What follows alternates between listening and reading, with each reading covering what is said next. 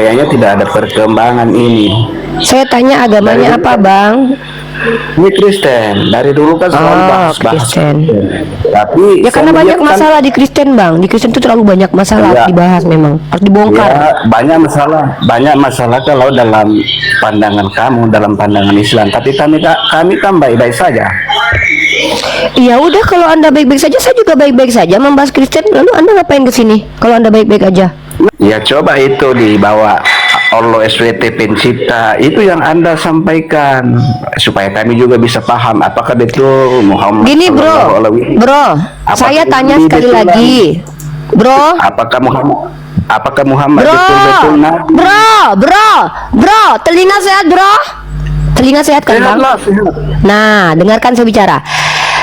Saya seharusnya hanya membahas Quran. Yang mengharuskan ini siapa bang?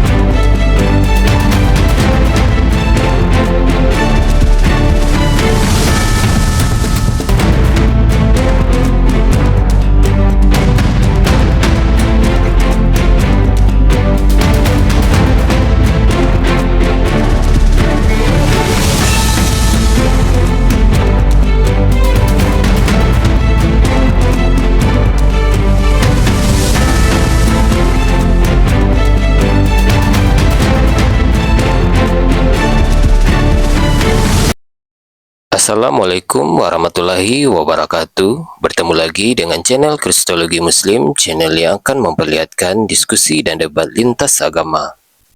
Pada kesempatan hari ini, semoga kita semua dalam keadaan sehat walafiat, selalu diberikan kesehatan, dan segala macam urusan dilapangkan, dipermudahkan, dan dilancarkan seperti apa yang diharapkan, dan juga diberikan segala kecukupan ekonomi, rezeki yang melimpah yang tidak pernah habisnya dari Allah Subhanahu wa Ta'ala. Di video kali ini masih seperti biasa, saya akan memperlihatkan diskusi dan debat lintas agama, di mana nantinya apologet Islam dan oknum Kristen akan saling bertanya dan menjelaskan agama masing-masing. Yang mana kita akan bisa menilai mana agama yang benar-benar bisa diterima dan dipahami secara akal pikiran manusia yang berakal. Di video ini juga kita akan melihat diskusi dan debat Unirifa dan apologet Islam lain dengan beberapa oknum Kristen yang mana kita bisa mendapatkan ilmu dan pengetahuan tentang ajaran Islam dan ajaran Kristen. Dan bagaimana berjalannya diskusi ini, apakah akan berjalan tenang dan santun atau malah sebaliknya memanas, di mana biasanya oknum Kristen jika tidak sanggup menjawab pertanyaan dan juga tidak terima ajaran dan isi kitabnya dibahas, mereka akan emosi dan marah, bahkan sampai menghujat pribadi atau ajaran. Nah, daripada penasaran dengan diskusi dan debat ini, mari kita simak saja videonya sekarang. Saya undang buka kamera deh.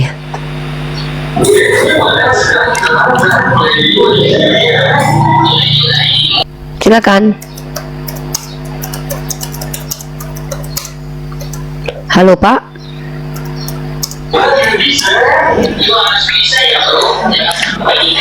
Halo. Ya, halo Mbak Uni. Ya, ini dari dulu saya dengar-dengar ini selalu masuk di komalnya. Ya, saya kebanyakan dibawa dengar-dengar. Agama abang apa bang? Lihat ya, kayaknya tidak ada perkembangan ini. Saya tanya agamanya apa bang? Ini Kristen, dari dulu kan selalu bahas-bahas. Kristen. Tapi ya karena banyak masalah di Kristen bang. Di Kristen itu terlalu banyak masalah harus dibahas, memang harus dibongkar. Ya, banyak masalah kalau dalam pandangan kamu, dalam pandangan Islam. Tapi kami kan baik-baik saja. Iya udah, kalau Anda baik-baik saja, saya juga baik-baik saja membahas Kristen. Lalu Anda ngapain ke sini? Kalau Anda baik-baik aja. Nah, maksudnya gini Mbak Uni, seharusnya yang Anda bahas itu Islam. Seharusnya menurut siapa? Seharusnya menurut siapa? Karena kami secara iman kan ya. Sebentar, seharusnya itu menurut siapa? Kan kamu mengharuskan bahas. saya hanya bahas Islam saja, sementara saya kristolog. Saya ini kan mengambil prodi komunikasi Aduh, bentar. Ya coba itu dibawa Allah SWT pencipta, itu yang Anda sampaikan supaya kami juga bisa paham apakah betul Muhammad. Gini bro, saya tanya ini sekali betul lagi, bro.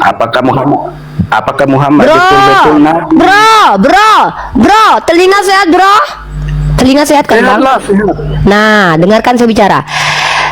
Saya seharusnya hanya membahas Quran. Yang mengharuskan ini siapa bang? Sebutkan nama orangnya yang mengharuskan dan memberi aturan begini siapa? Ada sebuah aturan Unilifa tidak boleh bahas Kristen. Pertanyaannya, siapakah yang telah mengeluarkan aturan ini? Bang Thomas jawab. Oh, tidak ada aturan itu. Cuma Ya sudah, kalau begitu jangan mengatur saya atas aturan yang tidak ada. Berarti Anda kesini ingin mengatur saya mengikuti mau Anda. Masalahnya saya tidak mau. Saya ini kan Maksudnya kristolog. Kenapa Ya, Anda suruh saya mengikuti apa yang Anda mau? Saya kristolog di sini. Prodi saya komunikasi penyiar Islam. Salah satu mata kuliah saya kristologi. Artinya saya boleh membahas tentang kristologi. Kristologi itu artinya adalah tentang Yesus.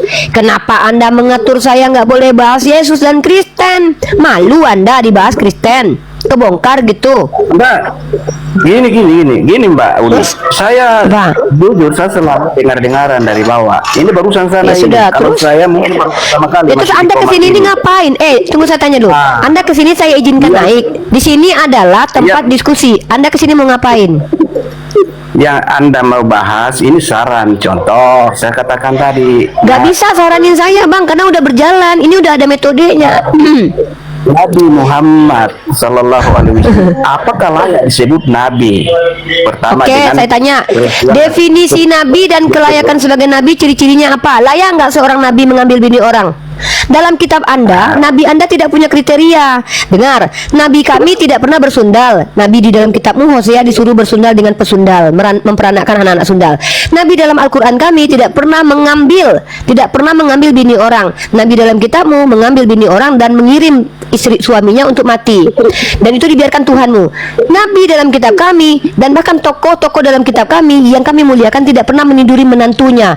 Yehuda itu adalah nenek moyang Tuhanmu meniduri menantunya waktu dia ingin pergi ke prostitusi. Lalu kamu berbicara tentang parameter seorang nabi. Coba kamu tunjukkan kepada saya standarisasi nabi dalam agamamu apa? Jawab. Nabimu Yesaya 23 tahun di pasal 23 di dalam Yesaya pasal 23 nomor 2 kalau tidak salah ya, 4 tahun itu nggak pakai celana dalam. Tuhanmu yang suruh. Layak nggak jadi nabi itu? Nah sekarang saya tanya, apa alasan Nabi Muhammad dikatakan tidak layak jadi nabi? Silakan dijawab, jangan kemana-mana loh. Nah, itulah yang saya katakan tadi. Kami itu punya penafsiran sendiri tentang iman, tentang pemahaman kami. Anda kan tidak bisa mengerti itu karena Anda tidak paham. Nah, Loh, ya udah jelaskan di sini. Anda menuntut saya mengikuti parameter Anda yang tidak Anda jelaskan. Anda bilang apakah layak Nabi Muhammad jadi nabi? Makanya saya tanya, apa alasan nabi saya tidak layak dikatakan jadi nabi? Coba jelaskan. Kalau Anda tidak bisa menunjukkan alasan, sebentar. Kalau ngomong itu jelas substansinya, kayak saya nih, walaupun cepat jelas omongannya. Saya tuntut Anda menunjukkan parameter seorang nabi dalam kitab Anda apa. Baru kita ikuti. Saya minta Anda aja yang jelasin. Pokoknya dalam agamamu nabi itu harus seperti apa. Kalau Nabi Muhammad tidak ikut seperti itu, berarti nabi saya tuh nabi palsu lah. Saya akui nanti. Tapi kamu tunjukkan dulu parameter nabi dalam kitabmu itu apa. Nggak ada parameternya, bejat semua kelakuannya. Kok kamu malah menghakimi Nabi Muhammad sementara nabi dalam kitabmu bejat kelakuannya? Kan aneh, Dek. Ya, saya jawab, kalau parameter nabi yang jelasnya itu nabi itu ya tidak membunuh, tidak meniduri istri orang, tidak Oh, kawin kesana berarti sini. Daud itu bukan nabi, kitabmu berdusta berarti.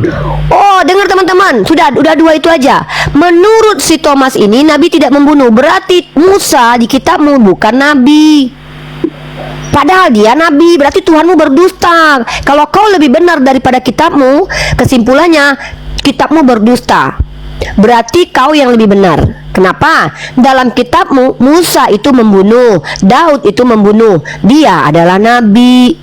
Daud mengambil bini orang, dia adalah nabi. Berarti kata siapa Daud adalah nabi? Kata kitabmu di Kisah Para Rasul, sebab Daud adalah nabi. Nih, Kristen ini nggak baca kitabnya nih, bakal nggak tahu kalian kalau Daud nabi kan. Kaget kan kalian, nabi kalian ngambil bini orang kan? Nih, kalian ini untung kalian masuk ke sini, jadi tahu kan kalian di kitab kalian kalau Daud itu adalah nabi. Kisah Para Rasul pasal 13 nih, kita lihat nih. Dia nggak tahu loh sih. Nih, Kisah Para Rasul pasal 2 nomor 30. Nih, mungkin kalian selama ini pikir Daud bukan nabi. Hei hantu belau, saudaraku yang terganteng tercantik menurut alam semesta, katanya masing-masing ya. Tanya, nih, tengok nih. Kisah Para ini kau tengok, ini ayatmu Kisah Para Rasul pasal kedua, kau buka makanya 30. Tetapi ia adalah seorang nabi. Berarti dusta ini kitabmu. Bohong ini kitabmu. Pantas kalian ini ditipui terus sama pendeta ini. Orang kitabnya jadi bantah sama dia loh. Buka itu kitabmu itu, Kisah Para Rasul pasal kedua. Nih, kita lihat kan lebih besarnya lagi. Waduh, ten. Daud diingkari kenabiannya loh. Padahal kitabnya sendiri yang bilang dia nabi loh. Buang ini berarti kitab ini. Salah berarti ini kitab nih ya. Besok kayaknya direvisi nih. Ya, direvisi kayaknya nih. KPR pasal kedua. Jadi teman-teman, nanti orang-orang Kristen kalian akan lihat 2 atau 3 tahun lagi ayat ini akan hilang teman-teman, karena dianggap salah, karena mereka nggak terima Daud itu seorang nabi. Nih ya, Tidak ada yang baca salah judulnya. Ya, tadi kau bilang Daud bukan nabi, kutunjukkan dalilnya. Belanjaran Nggak, gini loh, kau kalau nggak aku tanya, kalau kau membaca kitab, junjungan ibu, ini yang menjadi persoalan tuh. Nabi Muhammad apa masalahnya? Jangankan Nabi Muhammad, Tuhanmu saja dalam perjanjian lama ngambil bini orang loh. Tuhanmu saja meminta upeti perawan loh. Tuhanmu membunuh dan memerangi manusia loh. Kalau Nabi Muhammad itu manusia, diperintahkan oleh Allah memerangi orang yang memerangi dia. Tuhanmu sendiri memerangi orang yang tidak memerangi dia loh. Kau bilang nabiku junjungan, nah sementara Tuhan kau bapaknya Tuhanmu loh itu. Bapak Tuhanmu di perjanjian lama itu membunuh anak kecil, meminta upeti perawan, mengambil bini orang. Pantas gitu dijadikan Tuhan. Nabi Muhammad apa kesalahannya? Coba kau tunjukkan satu nama orang yang pernah dibunuh sama Nabi Muhammad. Coba tunjukkan ayat, dalil Al-Quran dan hadis, satu nama orang yang pernah dibunuh sama Nabi Muhammad. Coba kau tunjukkan. Kristen ini nggak tahu diri banget lah. Tuhannya memerangi orang, Tuhannya ngambil bini orang. Nih kau tengok nih Kisah Para Rasul pasal kedua nomor 30 nih. Berarti bukan nabi kau ini berarti. Kalau giliran nabinya cabul, bukan nabimu. Loh, kenapa kau turun? Kisah Para Rasul pasal kedua nomor 30. Tetapi ia adalah seorang nabi dan ia tahu bahwa Theos telah berjanji kepadanya dengan mengangkat sumpah bahwa ia akan mendudukkan seorang dari keturunan Daud sendiri di atas tahtanya. Kau bilang dia bukan nabi. Giliran cabul kau bilang nabi Israel. Giliran Tuhan kau bilang Tuhan kami, Tuhan Israel gitu. Giliran nabinya cabul, bukan nabi kau, bukan nabi kalian. Giliran Tuhan, itu Tuhannya kami. Tuhan kami sama Tuhannya Israel sama. Musa dengan kami sama Tuhannya. Tapi giliran si Nabi Daudnya cabul, itu bukan nabi kami, tapi itu namanya adalah nabinya orang Israel. Nggak tahu malu nih oten-oten nih. Ditanya parameter seorang nabi apa? Tidak mengambil bini orang. Emang sejak kapan Nabi Muhammad pernah ngambil bini orang? Yang ngambil bini orang itu nabi Kristen. Lucu orang Kristen nih. Cobalah kalian itu biar nggak memalukan diri kalian, belajar dulu kalian Bible, kalian baca sampai selesai. Kalau ada aib di agama kalian, di kitab kalian, jangan kalian lemparkan kepada kami. Malu nanti mau lemparkan kepada kami tai, taunya kelempar ke muka sendiri, jerep. Kena kan? Saya ini bukan ustazah yang hanya menyampaikan kebaikan-kebaikan saja. Kebaikan-kebaikan itu saya sampaikan juga, tapi saya tukang tampol juga. Saya ini kristolog, apologet, pendebat. Masuk ke sini janganlah bahas-bahas agama kami. Saya ini kristolog, belajar kristologi, nggak boleh bahas Kristen. Hebat sekali Anda. Saya loh di kampus saya itu ada mata kuliah kristologinya. Ya kita bahas adalah tentang Yesus. Kok saya tidak boleh bahas Yesus? Apa macam? Jangan saya paling tidak suka dijajah pemikiran saya, apalagi terkait tentang ilmu. Dalam Islam itu benar katakan benar, salah katakan salah. Jangan menyimpan sesuatu yang adalah ilmu. Nggak boleh kita simpan ilmu. Kalau saya tahu tentang agama kalian, ya saya bongkar aja lah, biar orang-orang banyak yang tahu. Kalau kalian tidak senang, makanya saya baca mukadimahnya gini. Alhamdulillahillazi arsala rasulahu bil huda wa dinil haq liyuzhirahu ala dini kulli walau karihal kafirun walau karihal munafikun. Jadi kebenaran itu tetap disampaikan walaupun orang kafir, orang munafik tidak senang. Nggak peduli kita dengan ngapain kita menyenangkan orang kafir dan munafik. Kita tuh nggak wajib menyenangkan orang biasa aja, kita nggak wajib senangkan, apalagi kaum kafir dan munafik. Nggak wajib kita menyenangkan orang kafir, tapi tidak dilarang kita berbuat baik kepada mereka. Gitu kami ini diperintahkan bersikap adil, meletakkan sesuatu pada tempatnya. Waktu diskusi ya diskusi, waktu diskusi malah curhat. Nanti kalau saya buka Komal Cek Kodam, ya, kalau saya sudah buka Komal Cek Kodam baru.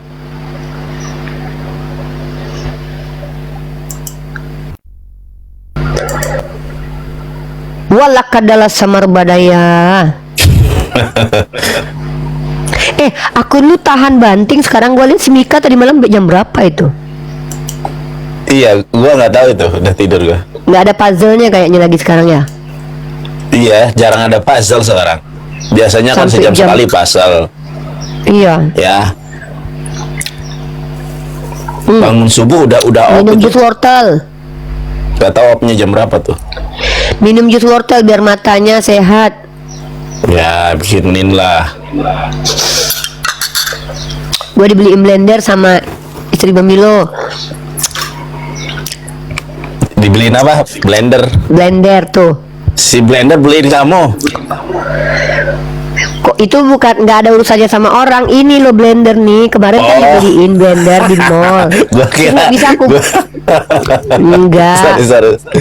Kita nggak nyebutin nama orang ini. Kalau bisa kita jangan sebut-sebut nama orang yang nggak tahu hubungannya. Enggak, lu kan kaitan. tadi blender, aku kan nggak Iya ini, gua kan Iya, kemarin kan blender dibeliin maksudnya. blender, tuh ternyata Alat. blendernya gua pikir rusak. Iya alat. Gua pikir rusak kan blendernya. Gua udah beli wortel sama tomat banyak kan. Terus ternyata gua yang nggak bisa pakai. Ya, gimana caranya makanya? Kan tinggal pencet doang. Bukan tinggal tagnya belum gua putar ke samping gitu. Oh, alah. Ya, itu kalau yang merek Saf kayak gitu itu otomatis kalau nggak ngeklik nggak bisa muter. Aku dulu jualan soalnya. Karena jual blender ya. Nggak dulu aku kan waktu masih kijis kan pernah jualan di toko. Waktu masih habis SMA tuh pernah Lu mau debat dijualan. sama pendeta? Mau ini dulu? Mau sendiri solo dulu? Enggak, lu kalau mau kesini aja. Ya udah gua kesana. Gua deh. baru lab ini. Baru aja lab. Gua mau materi, kita materi diskusi. Iya. Udah kita tutup. Ya udah.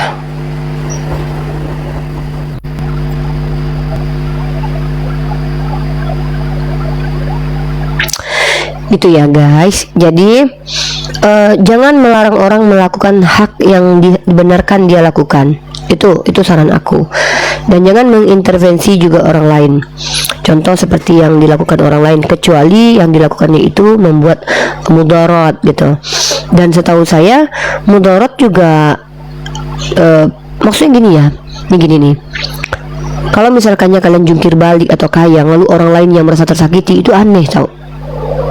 Ya, nih aku lagi jungkir balik dan kayang, terus orang yang sibuk gitu loh, itu baru aneh.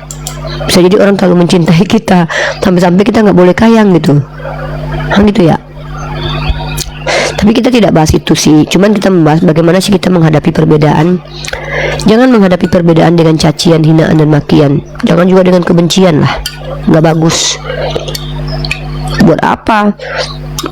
Apa namanya?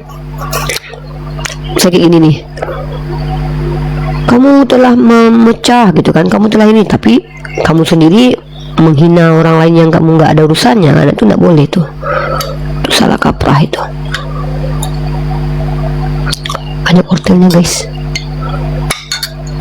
Aku harus punya saringan. Ada saringannya.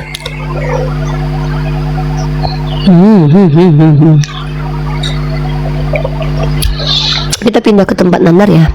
Apa itu hak mereka? Jangan kita ikut-ikutan nimbrung.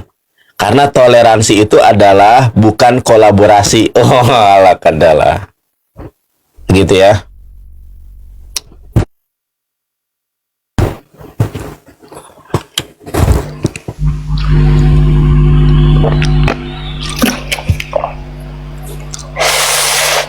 Walakadala Semar Badaya. Semar Badranaya itu Uni tokoh punakawan. Semar Badranaya bukan Walakadaba. Semar. Walakada Semar. Semar Badranaya, jangan salah. Semar Badranaya. Semar Badaya. Ada yang nanya Uni, bagaimana hukum mengucapkan selamat hari Natal? Tadi gua jawab, mengucapkan selamat hari Natal itu haram. Dan kita nggak boleh ikut-ikutan tahun baru, tiup trompet, itu juga haram. Menurut aku ya, Uni, menurut apa yang aku tahu dari ustadz-ustadz aku begitu. Jadi sikap toleransi kita jangan mengganggu rumah ibadah mereka. Kalau mereka nyanyi-nyanyi, ya udah, ya biarin aja. Karena kita juga kalau sholat Jumat banyak kan yang speakernya keluar, mereka nggak ganggu kita, gitu kan. Pertama, kenapa mereka nggak ganggu kita? Karena mereka minoritas. Ya, kalau mereka mayoritas, Kalau mungkin mereka kita, mayoritas pastilah. oh ganggu pasti itu. kita digeruduk itu. Ya. Soalnya Orang dulu pernah kan terjadi Uni, itu. di Papua juga dulu kita mesti dibakar itu. Ada. Karena iya, Iya. intinya begitu. Intinya teman-teman, Cuma karena mereka harus- sih baru 7%, makanya mereka, tapi 7% aja mereka udah berani kurang ajar kok. Buktinya banyak penghujat dari mereka. iya makanya itu. Apalagi mereka mayoritas. Iya. Orang mereka sedikit aja kadang banyak nggak tahu dirinya. Jadi- itu kejadiannya. Itu Ya, fakta jadi- guys. Mungkin ya, kalian fakta pikir itu. aku ini menyakiti ya, tapi itu fakta kok.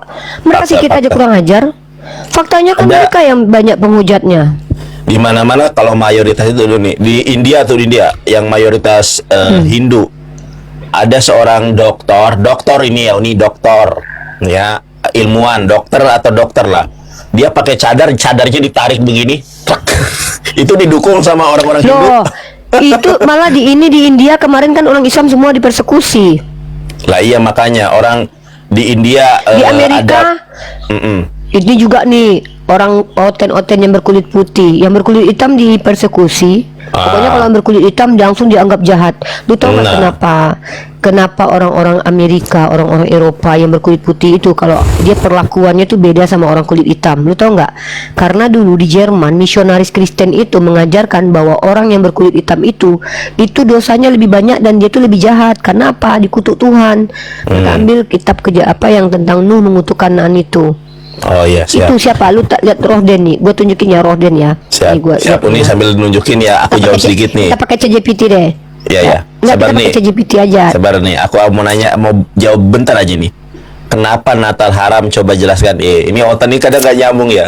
Gua bilang nih, kan tadi ada yang nanya, Bang Nandar, hukum mengucapkan selamat Natal bagaimana? Jadi orang Islam mengucapkan selamat Natal kepada orang Kristen hukumnya apa? Haram. Bukan perayaan Natalnya. Kalau perayaan Natal kan ibadah kalian ya, terserah keyakinan kalian, hari raya kalian.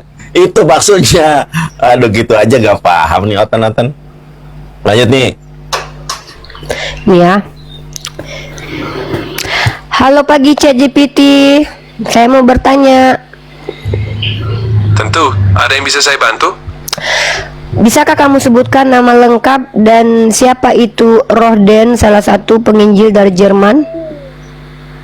Rohden yang kamu maksud mungkin merujuk pada seorang teolog dan filsuf Jerman bernama Hermann Friedrich Wilhelm Schleer. Namun Schleer bukanlah salah satu dari 4 penginjil dalam tradisi Kristen. 4 penginjil yang dimaksud biasanya adalah Matius, Markus, Lukas, dan Bukan Yohanes. itu. Ya, penginjil dari Jerman dari Renaissance Mission Gesellschaft atau RMG, dan salah satu namanya adalah Fabri dan Rohden. Bisakah kamu deskripsikan siapakah Fabri atau Rohden ini yang mengajarkan paham rasisme kepada orang Kristen di seluruh dunia dari RMG, yaitu Renaissance Mission Gesellschaft Jerman?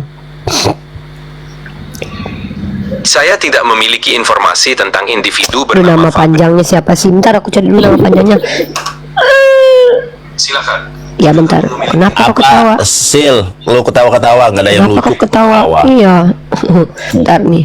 Nggak tahu Rohden. jawabannya itu apa itu. Iya, Ya ciri-cirinya nggak sabar, tahu. namanya dia. Penginjil Ah, Jerman. Ini aku namanya lengkap dia. Ini. No, nama panjangnya bukan Rohden, guys. nah, lu salah berarti namanya. Iya, salah aku. Iya. Apa Putra sih lu ketawa-ketawa? Namanya bukan. Oten lu ketawa-ketawa. Lu ngerti juga enggak lu? Kayak ngerti aja. Sabar dulu, Apa Asil. kok kayak ngerti Penginjilan aja yang dibahas. Jerman. Sabar Oten, diam dulu lu belum apa-apa sudah kelojotan lu. Nih. Menang. Ini. Oh, memang Rohden kok namanya kok. Coba. Coba kamu jelaskan apa itu RMG, Renaissance Mission Gesellschaft. Nggak terkenal ternyata penginjil mereka ini.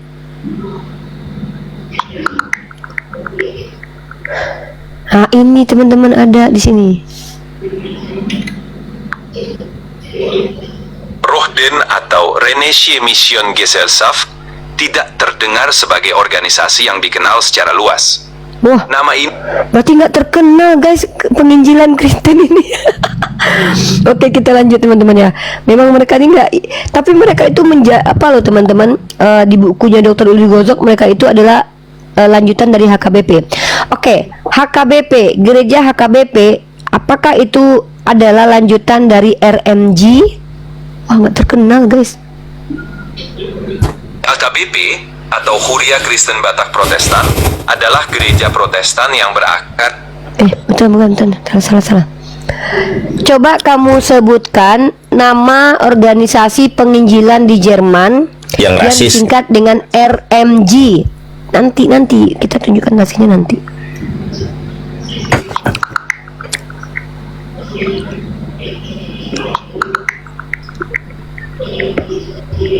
Nggak fitnah, nggak makan. Sejarah itu kau nggak bisa menghindari sejarah. Memang betul. Lanjut.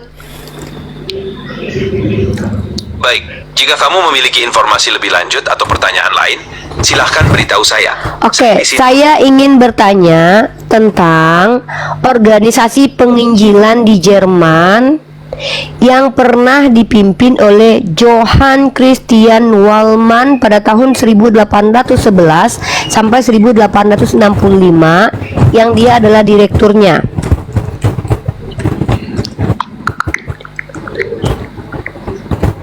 Bener Nandar. Organisasi yang kamu maksud kemungkinan adalah Society for the Promotion of Christian Knowledge, SPCK, atau organisasi serupa yang aktif di Eropa. Bukan RMG, Renaissance Mission Gesellschaft, yang dipimpin oleh Johann Christian Wallmann. Apakah? Maaf atas kebingungannya. RMG yang kamu maksud yaitu Renaissance Mission Gesellschaft yang dipimpin oleh Johann Christian Wallmann, Putra Sil, tidak lu. dikenal secara luas dalam literatur umum atau sejarah. Jika Oke. ini adalah Teman-teman perhatikan ya. Renaissance Mission Gesellschaft ini tidak pernah dituliskan oleh orang Kristen karena aibnya terlalu besar. Karena Dr. Uli Kozok membongkar aib ini dengan mengatakan bahwa Huria Kristen Batak Protestan, aduh, ini orang ganggu nih, Kristen ini lah bodoh kali. Jadi Huria Kristen Batak Protestan itu adalah lanjutan dari RMG, dan hal ini ditulis oleh Dr. Uli Kozok. Orang Kristen banyak menutup-nutupi hal ini karena apa? RMG itu salah satu misionaris yang ditumpangi oleh Belanda, yang dilindungi oleh Belanda. Makanya orang Kristen tidak ada yang memasukkannya sebagai ini. Padahal ini jelas teman-teman, ini pendukungnya adalah nih ini ya, nih Johann Christian Wallmann. Jadi mereka ini teman-teman, aku pernah baca kenapa ini tidak pernah dipublish. Ternyata karena ini aibnya terlalu besar. Si Rohden ini teman-teman membawa paham bahwa dia itu adalah orang yang mengimani setiap orang yang kulitnya hitam seperti orang Papua itu adalah orang yang dikutuk sama Tuhan. Ini dia Rohden. Nah kita lihat di sini ya. Aduh diam dulu. Apa sih ini orang? Kalian boleh tuntut aku kalau aku salah. Memang ini nih Rohden ini nih. Baik teologi Van Rohden maupun Fabri kuat dipengaruhi oleh paham nasionalis yang menekankan keunggulan bangsa Jerman serta paham rasis tuh, yang menegaskan keunggulan ras putih. Tuh, kalian nggak percaya nggak apa-apa, orang kalian perkataannya saja kalian nggak percaya kok. Diam dulu, Kristen, kau kulit hitam. Menurut si Rohden penginjil Jerman kau tuh terkutuk. Kau mendengarkan perkataan manusia dan perkataan Google. Yang mengajarkan Kristen ke Papua dan Batak itu mereka. Kau nggak dapat Kristen dari mereka. Kalau mendengarkan perkataan dulu nanti kita dengar teman-teman ya. Orang Kristen di Batak itu datangnya mereka tuh dari Nomensen. Nah, Nomensen ini, nah mari kita bahas Nomensen ya. Nih kita bahas. Kalau memang tidak ada lagi Nomensen di dalam ini, berarti memang mereka tidak punya literasi sama sekali. Oke, coba jelaskan tentang Nomensen. Apakah dia berasal dari organisasi apa? Nomen neskio adalah istilah Latin yang Tuh, berarti Nomensen aja nggak dikenal. Nomensen. Tengok, Nomensen aja nggak dikenal. Padahal patungnya gede banget di Sumatera Utara tuh teman-teman. Nomensen aja mereka nggak kenal loh. Ya, kita ulang lagi deh. Coba kamu jelaskan tentang siapa Nomensen, penginjil dari Jerman yang datang ke Tanah Batak. Jelaskan dia dari organisasi mana. Nomen neskio bukanlah nama orang. Tuh, Tetapi Nomensen aja nggak. Ini aku tanya ChatGPT, Nomensen, gila ya, nggak terkenal loh penginjil kalian loh ternyata. ChatGPT aja Bobok, terkenal. jeder kon. Padahal patungnya gede banget di Sumatera Utara. Langsung kita diskusi Aku pikir aja. sih Roh, enggak ini aku mau bongkar aib ini nih, aku bongkar aib ini. Aku pikir Banyak orang kepanasan Iya. soalnya. Kasihan. Nama Nomensen aslinya apa? Nama asli Nomensen. Kita lagi tanya Nomensen nih. Ludwig, kita coba ya. Ludwig, oh penginjilannya nggak penting. Oh, pantesan mereka nggak penting katanya. Nggak penting bagi mereka guys yang mengajarkan agama Kristen kepada mereka tuh nggak penting, pantes lah. Oke, coba kamu jelaskan tentang Ludwig Ingwer Nomensen. Dia ikut organisasi apa? Ludwig Ingwer Nomensen adalah seorang misionaris asal Jerman yang dikenal karena pekerjaannya di Tanah Batak, Sumatera Utara, Indonesia. Ia adalah salah satu tokoh penting dalam penyebaran agama Kristen di wilayah tersebut pada abad ke-19. Nomensen bekerja di bawah organisasi penginjilan yang dikenal sebagai Rheinische Mission. Coba jelaskan dan deskripsikan nama organisasinya. Oh, aku salah sebut, berarti bukan Rheinische teman-teman, Rheinische Mission Gesellschaft. Aku salah sebut, makanya ChatGPT Iya, lu yang nggak salah tahu. berarti. Jeder kon, Bobok. Coba deskripsikan tentang organisasi penginjilan ini dan pemimpinnya yang bernama Rohden. Rheinische Mission Gesellschaft (RMG) adalah sebuah organisasi misionaris Protestan yang didirikan di Jerman. Organisasi ini fokus pada penyebaran agama Kristen di berbagai wilayah, termasuk di Asia, Afrika, dan beberapa bagian lainnya. RMG berperan dalam membawa misi Kristen ke berbagai komunitas di seluruh dunia. Namun, saya tidak Apa ini ChatGPT-nya digini nih? Jeder kon, Bobok. Sebutkan nama pemimpin-pemimpin dari organisasi ini. Siapa saja?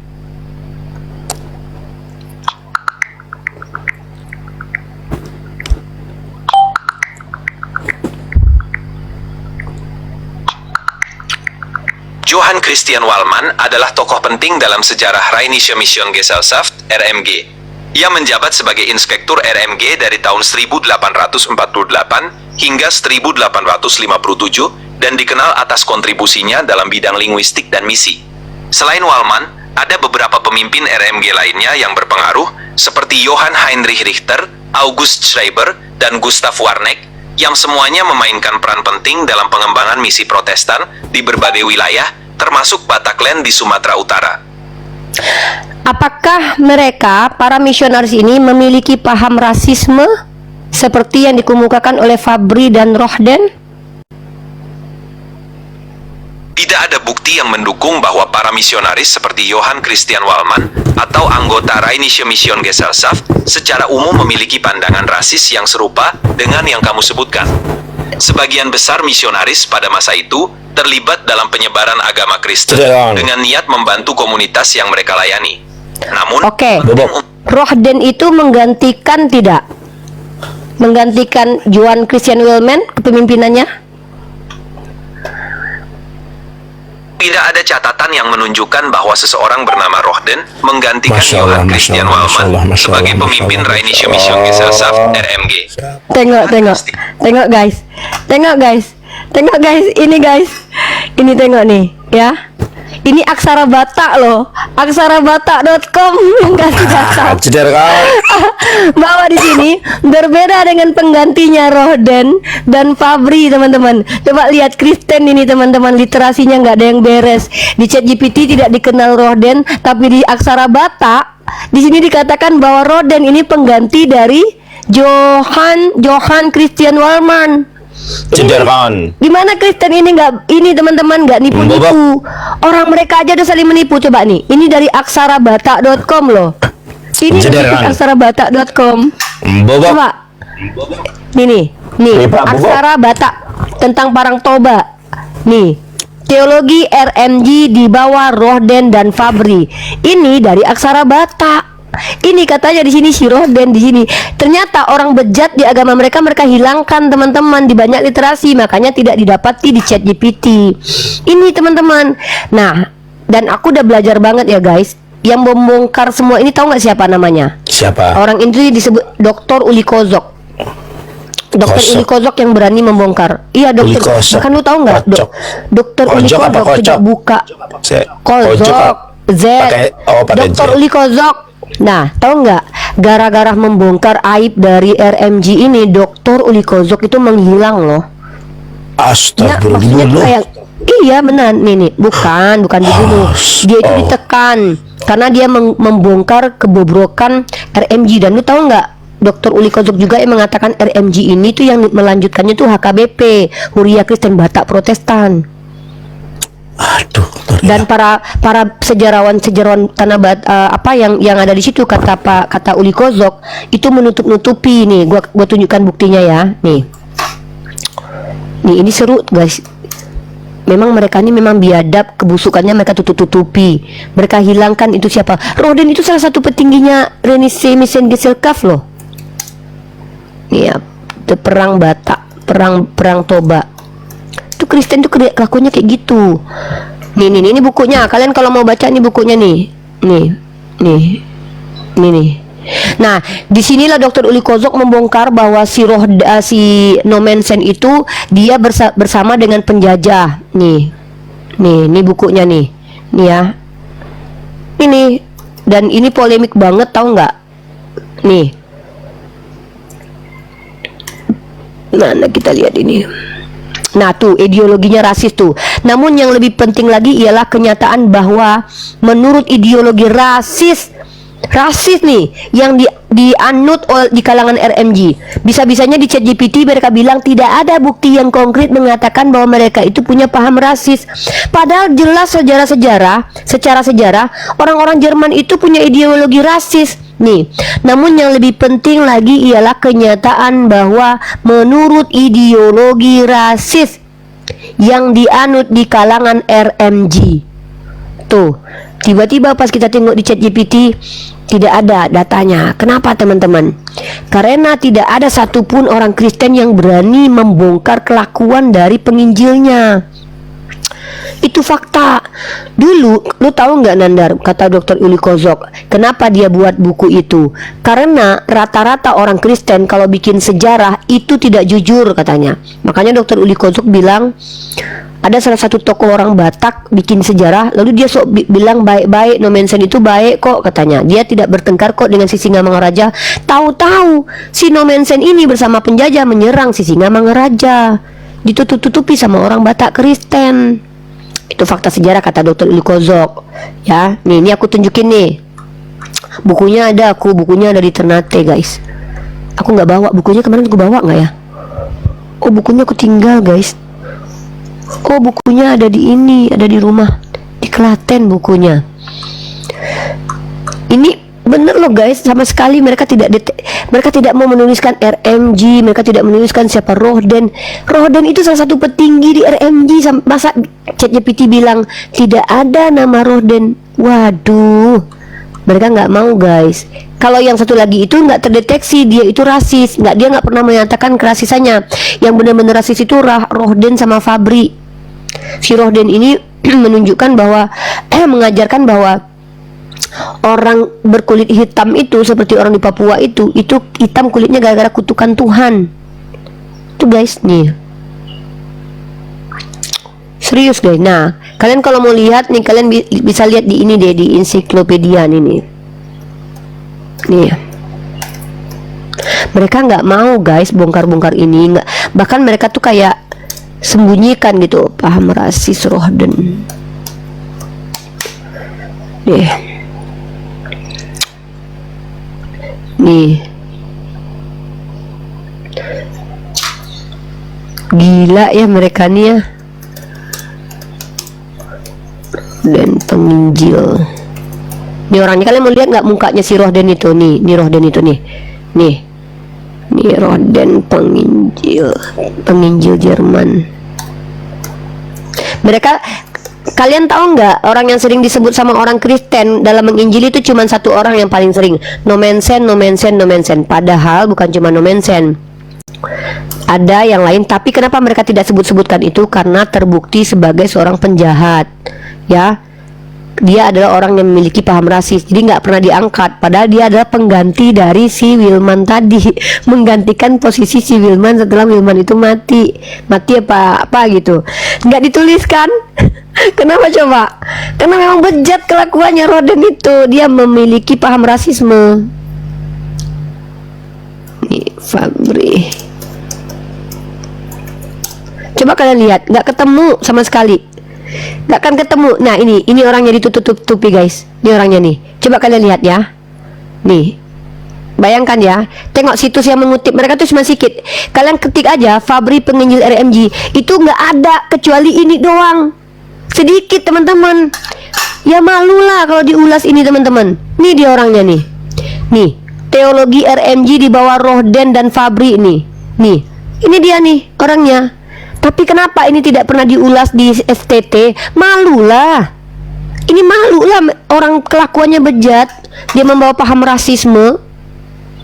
Jadi malu teman-teman. Jadi cuma sedikit ulasan terkait tentang coba lihat, nggak ada. Padahal nih judulnya kalian lihat di Google nih, Fabri penginjil RMG. Rasis banget mereka teman-teman. Mereka rasis sekali. Mereka mengatakan orang kulit hitam itu semakin hitam kulitnya semakin dikutuk Tuhan. Itu karena Tuhan yang kutuk. Jadi semakin manusia berdosa kulitnya semakin hitam. Itu kata mereka. Nih. Dan tidak ada loh. Padahal ini tokoh penting di RMG itu loh guys. Nih satu lagi nih. Ini Rohden nih. Nih si Rohdennya. Jadi kalian mau cari Fabri dan Rohden penginjil RMG, cuma 2 gambar yang kalian lihat. Tidak ada kalian ketemu lagi di mana-mana kecuali cuma 2 ini doang. Nih, sulit kalian cari nih. Nggak ada ketemu. Nggak ada nih.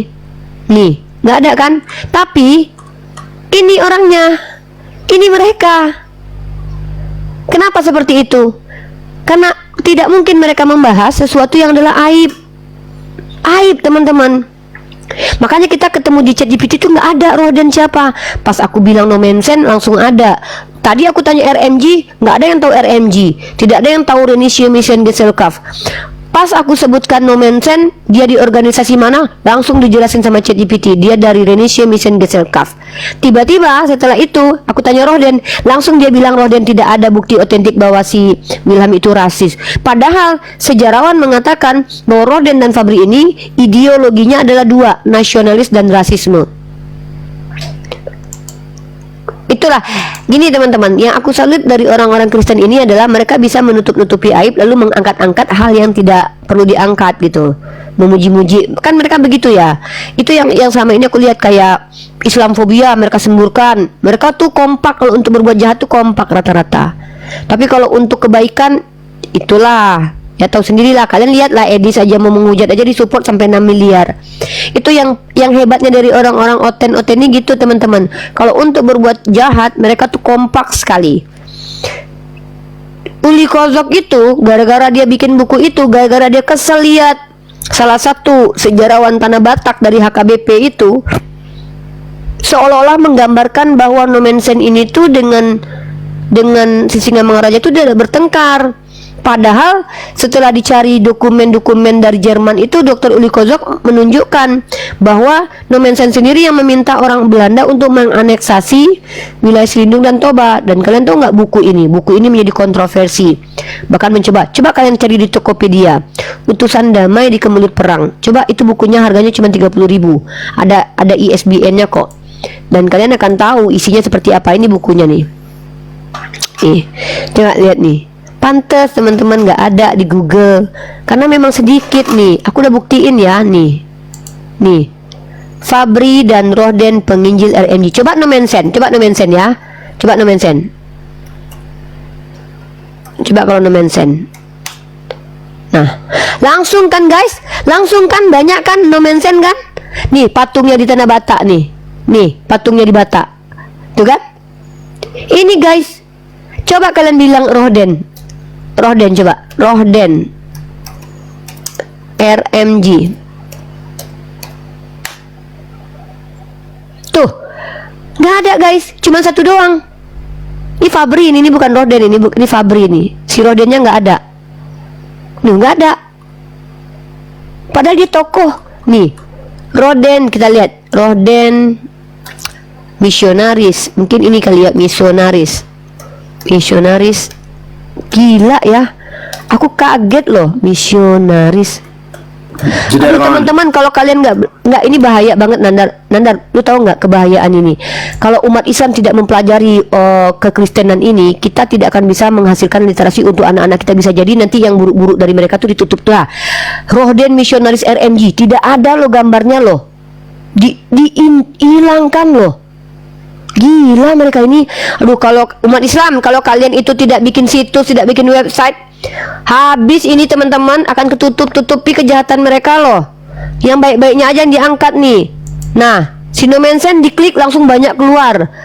Rohden dan Fabri, waduh, parah guys. Yuk kita cari yuk. Gue penasaran nih, apa kok nggak ada, kok mereka nggak mau angkat ya? Kita lihat nih. Ini suara aku feedback apa enggak nih? Suara aku feedback apa enggak?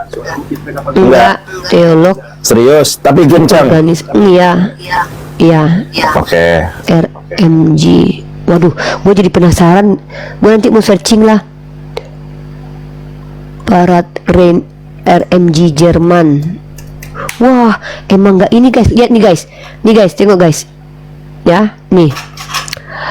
Para teolog di organisasi RMG Jerman. Lu lihat tuh, nggak ada pembahasannya tuh, nggak ada pembahasannya.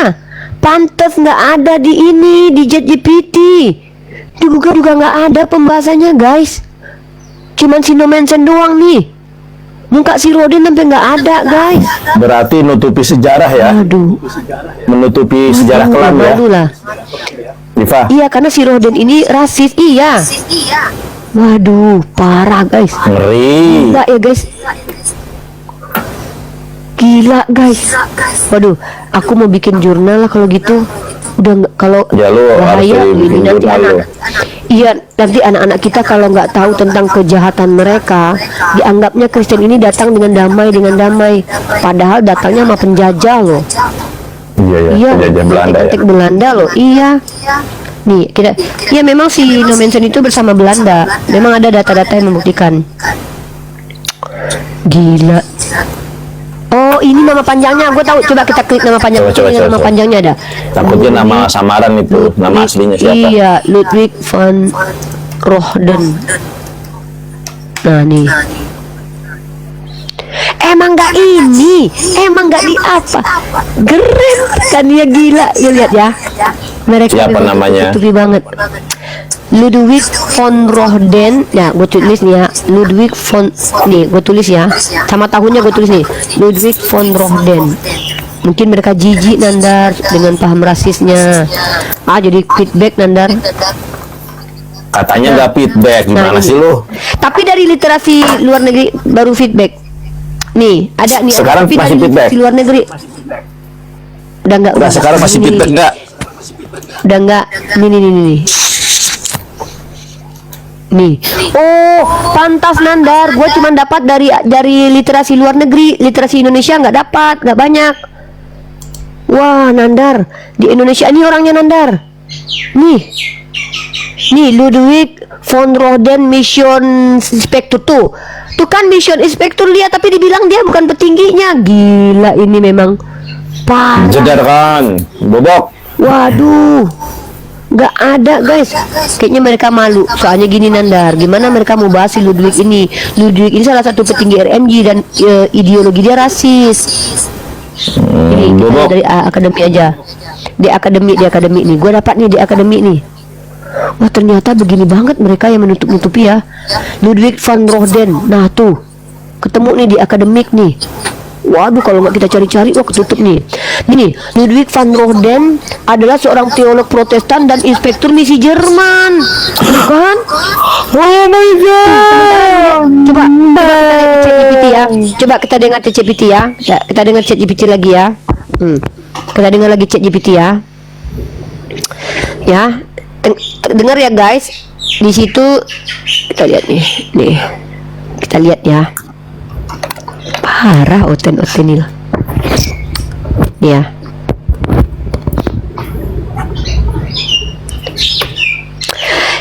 ChatGPT, kamu mengenal Ludwig von Rohden? Ludwig Ingwer Nommensen adalah seorang misionaris Bukan Jerman. Nommensen, Ludwig von Rohden.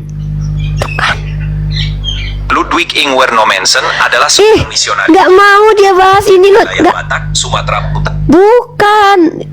Keren kali lah ChatGPT ini menutupi aibnya. Ini loh, bukan Ludwig Nommensen nih. Ludwig von Rohden. Wikipedia bahasa Jerman ini. Ludwig von Rohden, inspektur misi Jerman. Ludwig von Rohden putra seorang penjual buku, dibesarkan di Lübeck, tempat ia lulus dari Katerinium. Kemudian ia belajar teolog Protestan di Berlin dan Bonn. Setelah itu ia bekerja untuk sementara waktu sebagai guru dan asisten pastor di Lübeck. Ia bekerja untuk serikat misionaris Rhein di Barmen sebagai guru dan seminar misionaris mereka. Di sini juga menjadi penulis sejarah misi Rhein yang sejarahnya dia tulis. Ia menjadi kepala seminari, inspektur pertama, dan demikian kepala misi Rhein. Putranya adalah Hermann von Rohden. Nih publikasinya nih, sejarah serikat misionaris Rheinische Missionsgesellschaft. Gila ya. Nggak mau mereka membahas ini loh, karena mereka jijik kali kelakuannya. Nah jadi teman-teman, si Ludwig van Rohden ini punya paham namanya rasis. Paham rasis ini bercokol di Eropa bertahun-tahun, supremasi kulit putih. Dan ini yang diajarkan di sekolah-sekolah Kristen. Sama seperti Martin Luther mengajarkan kebencian terhadap Yahudi di sekolah-sekolah. Dan kalian tahu, kalau kalian umat Islam tidak mengumpulkan sejarah ini dan literasi ini, kalian akan kehilangan sejarah ini dan nanti kejahatan mereka tertutupi. Serius. Makanya aku bilang, orang Islam, ayo belajar. Kalian kan punya, masa kalian nggak bisa pakai kekuatan tangan kalian menggunakan berselancar di sosial media? Coba kalian cari tahu. Memang sedikit literasi yang memuat, karena mungkin mereka tidak, ya wajarlah mereka tidak mungkin membuka ini semua, karena itu akan menjelek-jelekkan Renaissance itu. Makanya teman-teman, yang dia kemukakan cuma Nomensen. Karena kalau Nomensen ini nggak bisa ditolak karena ada patungnya di Sumatera Utara dan dipuji-puji sama orang Batak, orang Kristen Batak di HKBP. Tapi mereka lupa salah satu petinggi direkturnya adalah Ludwig van Roden. Si Ludwig van Roden ini otaknya itu adalah rasis sama De Fabri. Nah, mari kita lihat lagi Fabri ya. Parah guys. Misionaris. Aku kalau nggak gini aku nggak tahu loh kalau mereka tuh tidak banyak memuat. Coba kita pakai bahasa Inggris ya. Fabri Missionaris Jerman, Missionaris Rhein. Kalau Fabri kayaknya banyak deh, Rhein Jerman. Nah, Fabri ini juga punya paham rasisme. Ini ada nih. Kalau Fabri ada guys, karena lebih kejam memang si Roden ini. Ini sejarah guys. Ini sekolah teologi ya, School of Theology, History of Missiology. Ini namanya Fabri Frederick ya. Fabri Frederick ini dia. Pemimpin misi Rhein setelah melayani sebagai pendeta Lutheran di Bavaria. Nama karirnya Fabri pindah ke Barmen untuk mengambil posisi inspektur di RM dari tahun 1857 hingga berhasil mengkoordinasi unsur-unsur Lutheran. Nah, ini nih Fabri. Dan si Fabri ini teologinya adalah rasis teman-teman. Dia ini Frederick Fabri. Oten itu teman-teman, kalau kebobrokan pemimpin mereka tutupin. Padahal kan tahu sendiri kan sosial media, kalau mereka mau bikin Islamfobia cepet kan. Nih kita bongkar nih. Ideologi Frederick Fabri Missionaris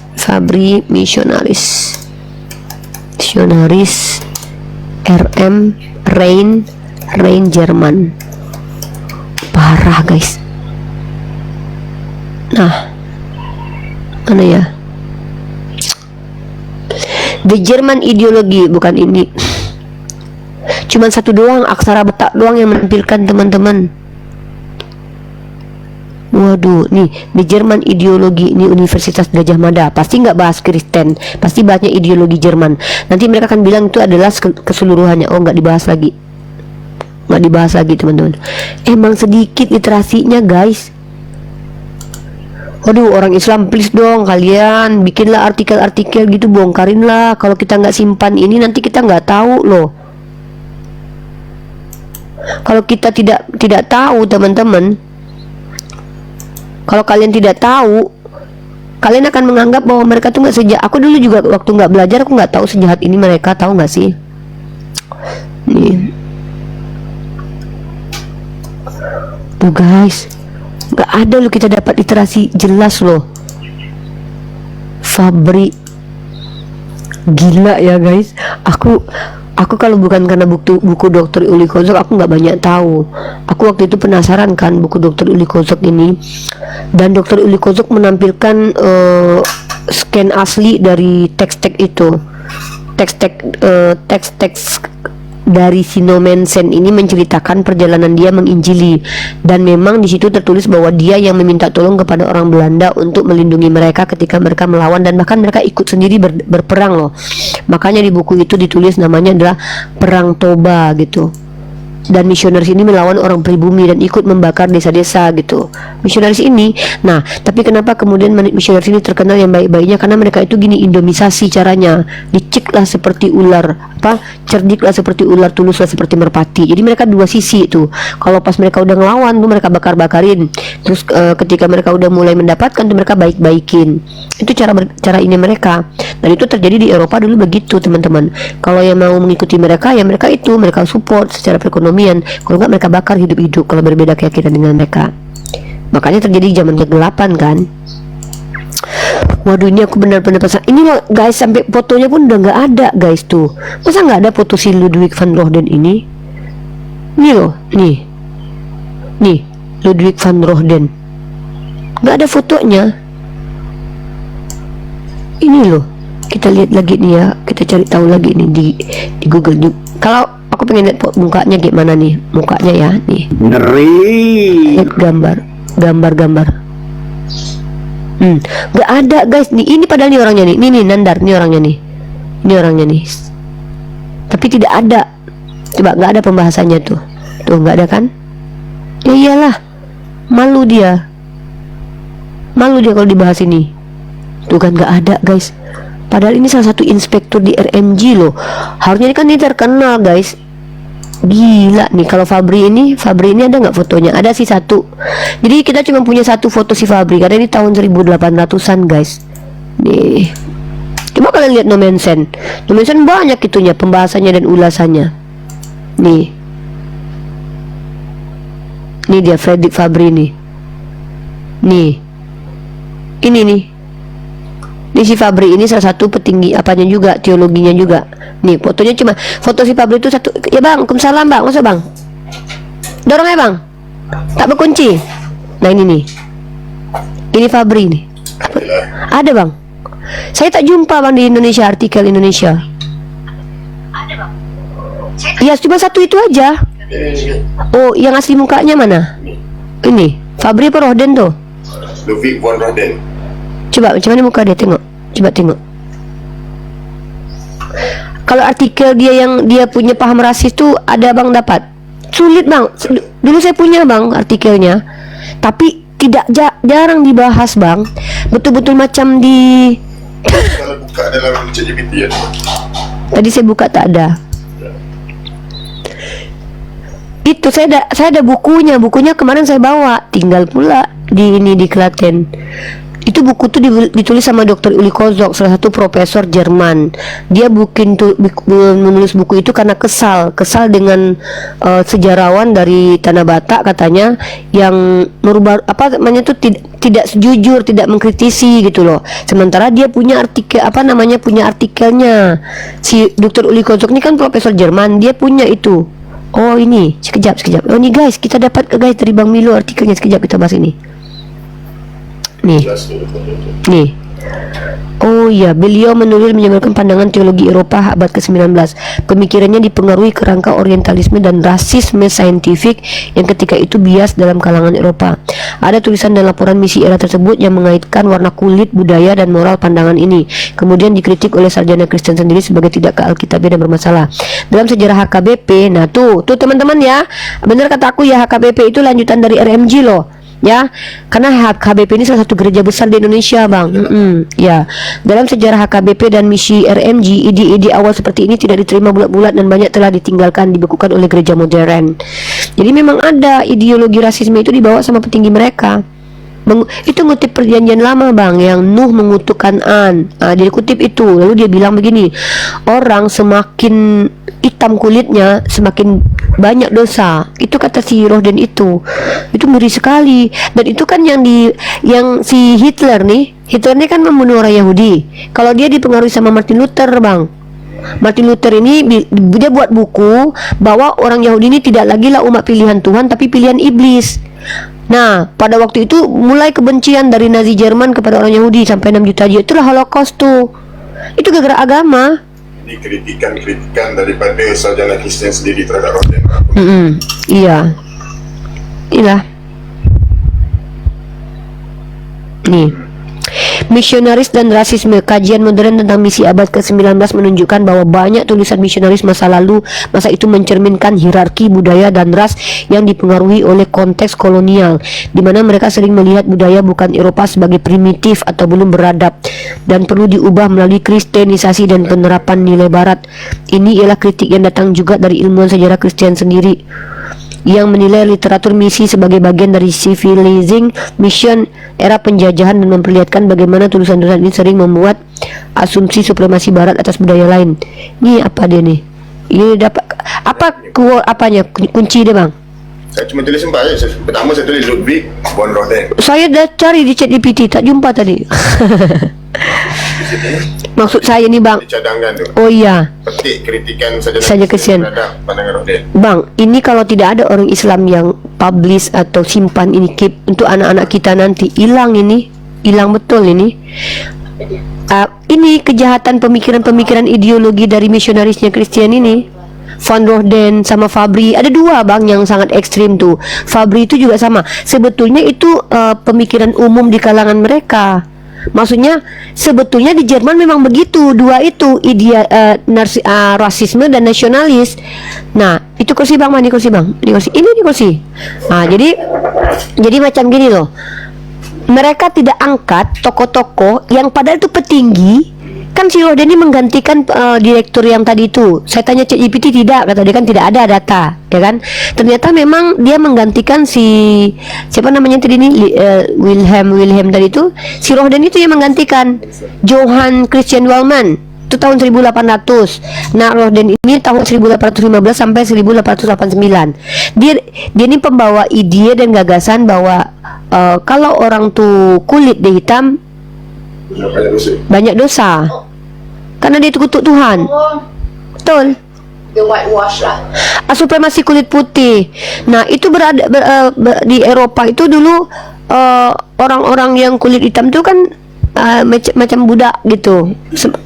Kerana dosa nenek moyang dia dan hamba tu sebagai kutukan. Iya. Hamba sebagai apa? Hukuman dosa dia. Dan tahu tak yang dikutipkan ayat apa? Kitab tentang Nuh. Kan Nuh nih, nih cerita dia gini bang. Abang pernah dengar cerita Nuh dalam Bible tak? Nabi Nuh ini dituduh bikin orang pertama sekali bikin anggur, mabuk. Dia minumlah anggur. Dia minum anggur di telanjang bulat. Terdedah tidur telanjang bulat. Nampaklah anaknya. Nama anaknya ini kalau nggak salah kan ada Sam, Ham, Yafet. Si yang melihat ini itu adalah kalau tidak salah Ham, kalau tidak salah Ham. Ini saya tengok dalilnya aja nih ya. Nuh mabuk. Ntar kita tengok nih. Nuh mabuk sambil telanjang. Jadi mereka ini mempengaruhi pikiran orang Jerman dulu nih, ya. Nih Nuh mabuk sambil telanjang ya, Nuh sambil telanjang. Dia yang pertama sekali mabuk yang tertulis dalam Bible. Na'udzubillah min dzalik. Nabi Nuh alaihissalam bukan nabi seperti itu teman-teman ya. Kita tidak terima lah. Anak Nuh melihat ayahnya telanjang dan memberitahu kedua saudaranya Sam dan Yafet. Nah, Sam dan Yafet menutupi ayahnya. Mereka dengan kain sambil membelakanginya. Tidak melihat mereka menutupi tubuhnya. Setelah sadar Nuh menegur Ham dan memberkati Sam dan Yafet. Nah, tapi yang dikutuk siapa coba? Yang dikutuk cucunya anak Ham, Kanan. Makanya orang Yahudi itu mau menyerang orang Kanan. Dianggap orang Kanan itu semacam orang yang dijadikan budak. Makanya kan dalam literasi Yahudi itu Imamat pasal 25 ayat 45, kalau orang Yahudi tidak boleh diperbudak selama-lamanya. Tapi kalau orang di luar Yahudi termasuk orang Kanan itu boleh diperbudak selama-lamanya dan dibagikan. Inilah ideologinya orang Yahudi. Nah, ideologi rasisnya orang Yahudi ini diturunkan kepada orang Kristen dengan tambahan-tambahan ayat. Jadi dua etnis ini rasis. Saya akhiri diskusi dan debat para pelogit Islam yang telah memberikan kita ilmu dan pengetahuan tentang ajaran Islam dan ajaran Kristen. Semoga ilmu yang kita dapat dari diskusi dan debat ini dapat membentengi kita dari pemutatan yang mana pada saat sekarang banyaknya misionaris mencari muslim yang awam untuk dimurtadkan. Saya akhiri video ini. Terima kasih kepada saudara-saudari muslim semua yang telah mengikuti diskusi ini sampai habis.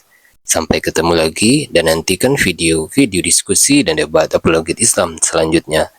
Assalamualaikum warahmatullahi wabarakatuh.